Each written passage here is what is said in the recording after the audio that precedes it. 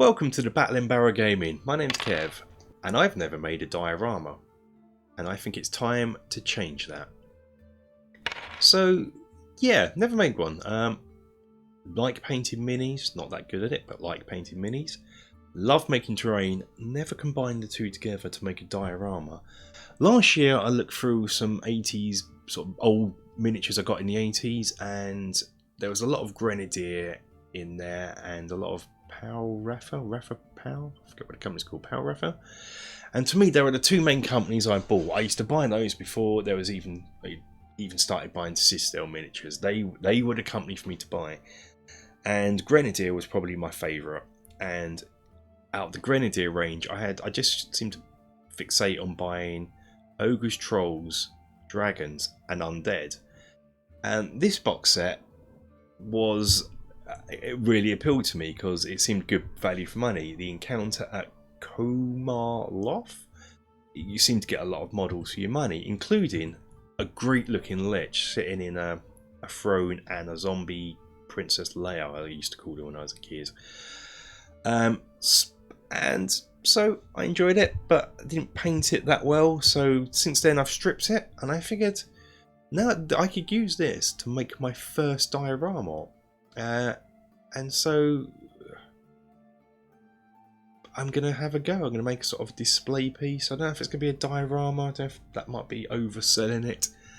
But it's going to be a display piece for this set that I can display upon my shelf. So yeah, I'm going to get going. The first thing is there were some missing pieces. I didn't have the complete set. I've lost them over the years, and the Plink that the throne sits on is long gone, so I'm going to make one of those first. So the first thing I have to do is make a Plink. So I'm just going to use some 10mm foam for this. I'm going to position the throne on it. I don't really need the back here. I'm just going to make sure that it will fit on, balances. Place all the bits, and now I'm going to draw the Plink out on the foam quite rough to begin with, and then once I've drawn it out rough, I'm going to tidy it up and measure it properly and cut it out properly. I don't know why I'm positioning the bits in front.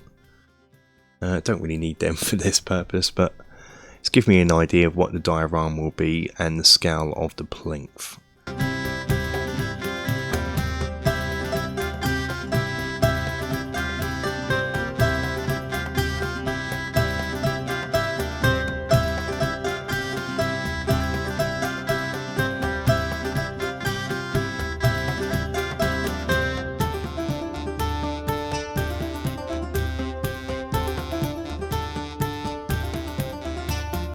So I've cut the Plink out, tidied it up, and now I'm just going to come in and do a brickwork pattern, a sort of pattern on it. The original had some sort of crazy paving platform pattern at the top and a sort of brickwork pattern around the side. So I'm just going to do that. Just going to come in with a ballpoint pen, go in quite lightly to begin with, and then later on I'll go over it again, but more heavy. I just want to make sure that the bricks at the top line up with the pattern I'm doing at the front and the sides. Now I'm going to come in with some 6mm foam, and I'm going to work out the size how I want it. So this is 10 centimeters by 10 centimeters because I want it on a square, I think. And I think what's going to happen here is if I just imagine it like this, there's going to be a lot of wasted space around here, which I don't want. But what if I have it at a slight angle? Because looking at the cover, it seems to be a slight angle. And I can measure the minimum amount of surface space I need. So in this case, it's 10 centimeters by 10 centimeters, which that'll give me the perfect little spot down here to place the 3 warriors that are going to be fighting. Yes. So before I cut it out, I'm just going to mark it out and then quickly put everything in place so I can make sure it looks okay.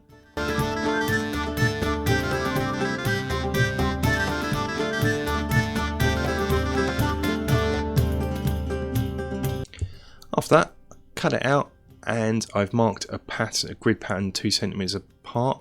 But what I've decided is I'm not too sure if I need this back bit here. I may get rid of that, so I'm just going to come in, mark out the bit I don't want. It seems to be wasted space, and I can maybe do something at the back there, and I'm just going to get rid of it.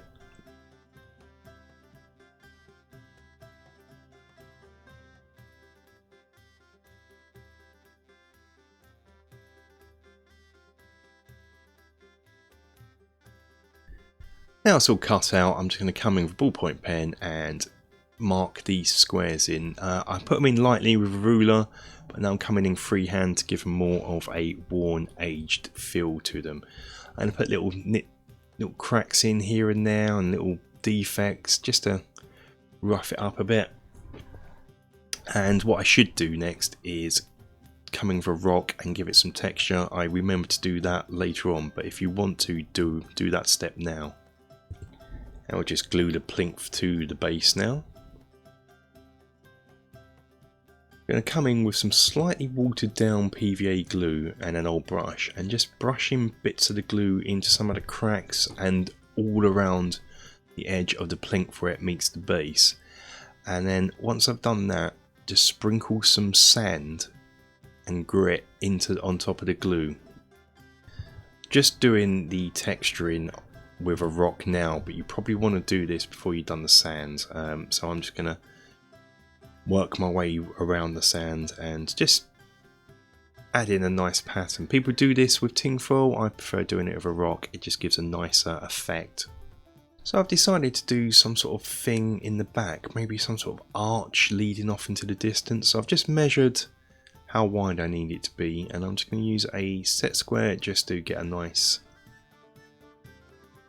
even, nice straight sort of rectangle. And I'm just going to come in freehand in a minute and work out what this arch should look like, how high it should be, how much, just getting a feel for it. And I'll come in later on and tidy it up properly and then cut this out. I'm doing this on a sheet of scrap foam core that I had. When cutting, make sure your knife is sharp, and when cutting sort of rounded bits like this, do it in multiple passes. The first pass just cutting through the paper, the second pass about halfway down the foam, third all the way through the foam, and fourth all the way through the paper. And if your blade's not sharp enough, what you'll see what's just happened there to me is it will tear the foam. I've cut out another bit of foam that's the same shape, but its height is less than the base and the plinth, because this will go in front, and I'm going to use this to draw an archway going further back. So I'm just going to freehand it, and I'm just going to cut it out like I've already done before.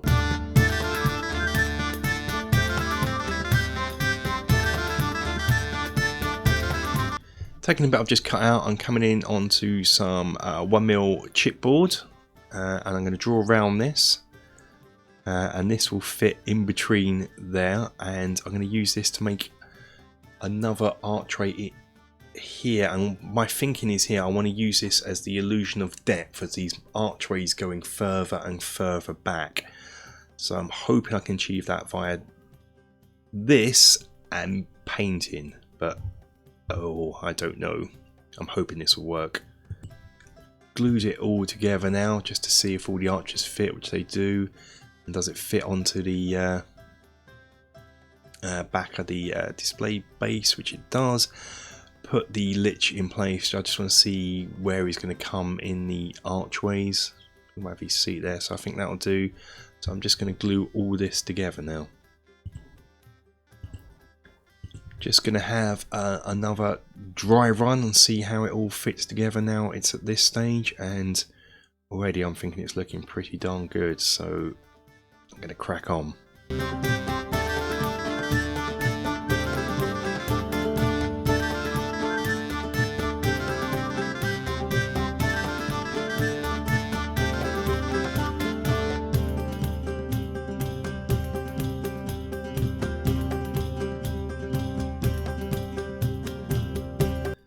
Wasn't very pleased with how sort of the edges looked. My knife wasn't sharp enough, even though I said to use a sharp knife. I obviously didn't. So I'm just going to use some filler. I think it's spackle in America. Water it down, get some on my finger, water it down ever so slightly, and use that to fill the edges of the foam core. Even if it was a neat cut, I'd probably do this anyway, just to hide the fact it's double glued together, just so it's all nice. And I want this to look as good as possible.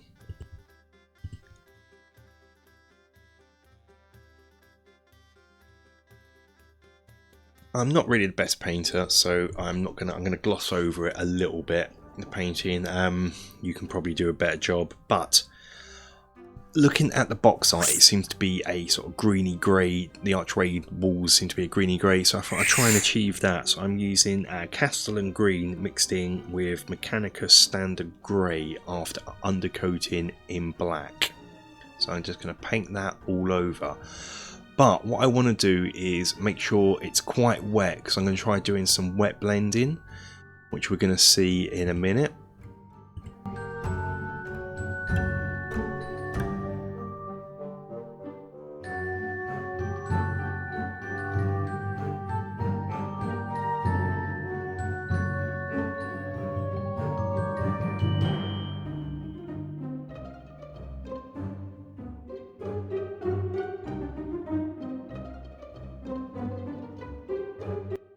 So I'm going to paint that all over, and then once I've done that, I'm going to add some black paint to it. Again, water it down as much as possible, and then paint that in the inner archway, the one that's made out of chipboard, and try and blend that towards the grey foam core archway. And then the bit that's at the back, I want to be even darker, so I'm going to add some more black into that and paint that darker, and try and keep this up so it looks like different archways, even though it's now 2D as it were, until it just gets to a black, and hopefully this should give the illusion of a tunnel going off into the distance.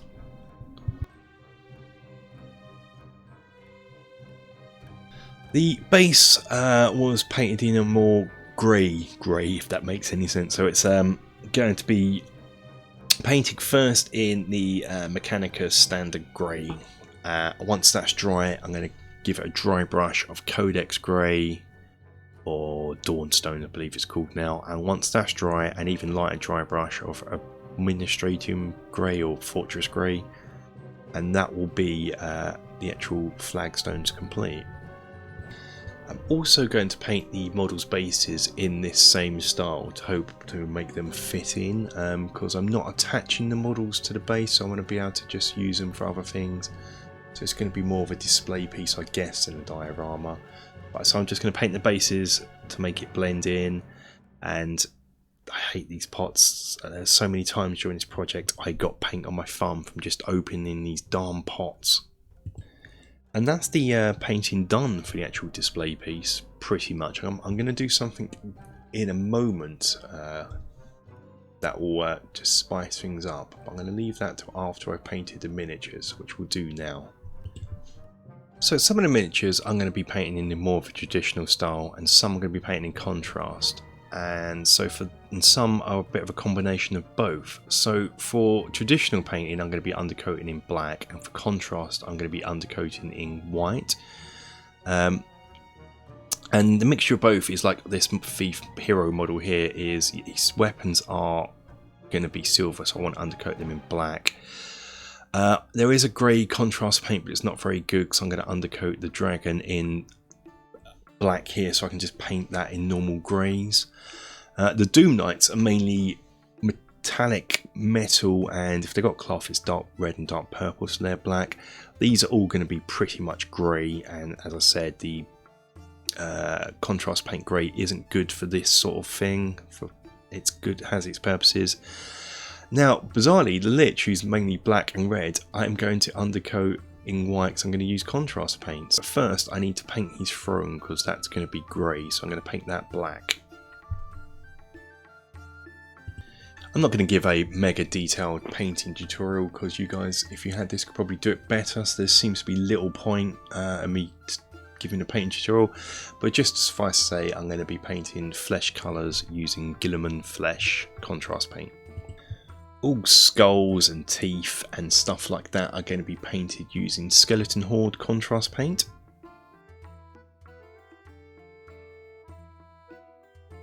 The Lich has a cow that is red on the box, so I'm just going to use the red contrast paint for that, which is Blood Angels Red. Also, the dragon will be painted in this same red. The undead girl next to him has a little pet, which, whilst I was going to paint it red, but the dragon's already red, so I thought now's the time to add a bit of colour, because it's a bit grey and dark, this piece, really. So I thought now's this perfect time to introduce a bit of colour, so I'm just using the Orc Flesh contrast paint to paint this green. I'm also going to paint this gem and the back of the throne this green as well. Dragon's belly and his spines at his back are going to be painted Nazdreg yellow contrast paint. And she's going to have black hair, and all blacks are going to be done the same way as this, using the Black Templar contrast paint. So it'll be, our hero will be entirely black, the Lich's cloak will be black, etc. This Doom Knight, he has purple cloth, so for this I'm giving him a base of Nagaroth Knight. I'll then come in with a mix of Nagaroth Knight and Xerxes purple, and then come in with a separate highlight of just Xerxes on its own.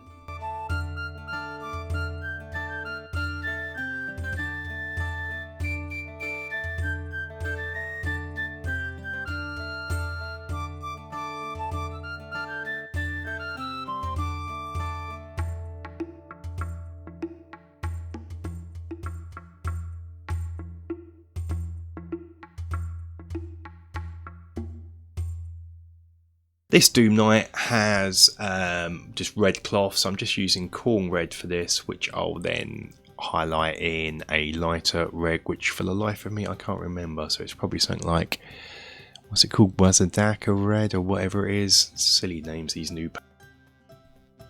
The rest of the Doom Knights I'm just painting different bits. I'm painting this brown, dry bark brown, which I'll then give a wash of, with a Acrylic Surf shade later on. I'll be painting all their leatherwork boots, straps in this style. Wasn't happy with the red, so I just gave it a little wash with some crimson shade from Citadel. All the Doom Knight's metalwork was given a base of lead belcher and my usual non-oil wash.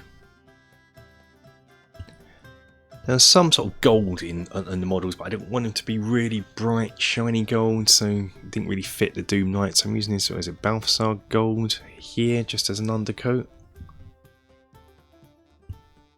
This skull on the throne can also be painted like in gold, I think. As can the Lich's chain. The nice thing is, where I've used Black Templar underneath, I'll just use that as a base coat or an undercoat, and then base coat it in the gold. I had painted a bikini in sort of a in a sort of brown leather colour, but I thought, being inspired by Princess Leia from Jabba, I'm going to paint it gold, so I'm going to do the same with her now. And she's got a little bracelet that I can do. And there's gold around the gem on the throne too to do. I'm now going to highlight all the gold that I've done in this Retributor armour type colour, which is a nice brighter gold, which should look quite nice. And once this is dry, I shall come in with another standard of mine for gold, which is to give it a wash in Reichland Flesh Shade. On the gem, I'm just going to use some Dark Angel Green contrast paint, just to paint in the bottom right hand corner, and then using the white, I'm just going to put a little small dot in the top left hand corner to make it look like a shiny gem. These handles need to be metallic, so I might as well get those painted lead belcher. Just going to come in with an edge highlight of Ironbreaker to paint over their very dark silver that I've got, just to make it look a bit better.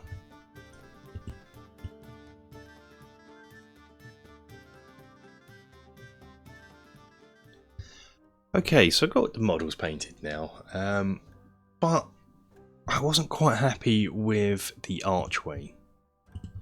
It looked a bit flat, so it needed something there. Looking at the picture, it seemed to have some sort of mist, so I figured, how am I going to do that? With a sponge. So that's what I'm going to do now. Tear a bit of sponge off, get a dark brown colour, so this is Rhinox hide, dab it on your sponge, and then get as much off as possible, and just lightly tap it around.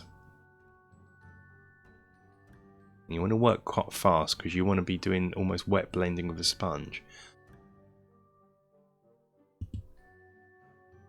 Next, take a smaller bit of sponge and use, this is Balar Brown, and tear a bit off again and repeat this process, but make sure when you're dabbing it on the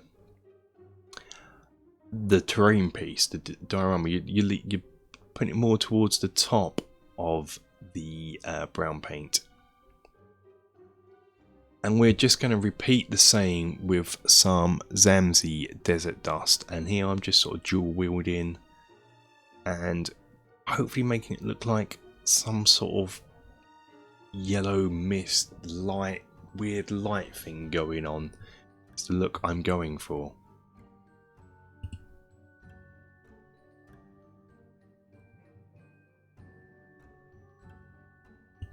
And now it's time to assemble it all together. So we're going to super glue the throne together and then the lich to the throne.